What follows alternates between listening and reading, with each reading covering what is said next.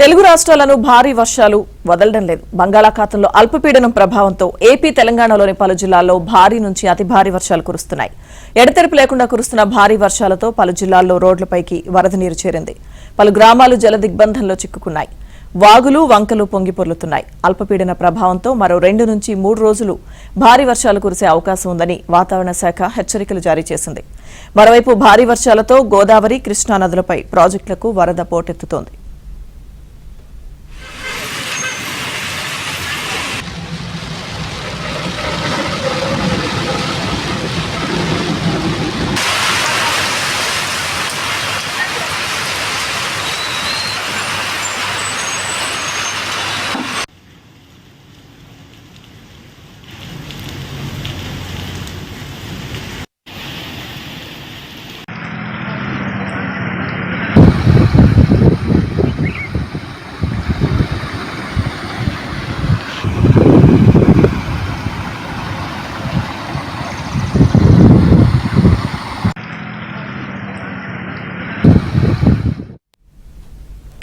అల్పపీడన ప్రభావంతో ఉమ్మడి విశాఖ జిల్లాలో ఎడతెరిపి లేని వర్షాలు కురుస్తున్నాయి.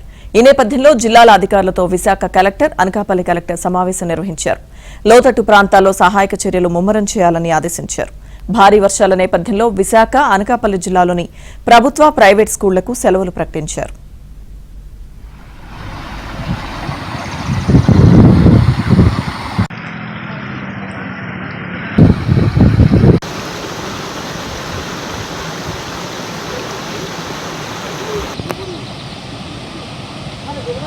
ఎప్పుడు మేము అనుట్లేదు.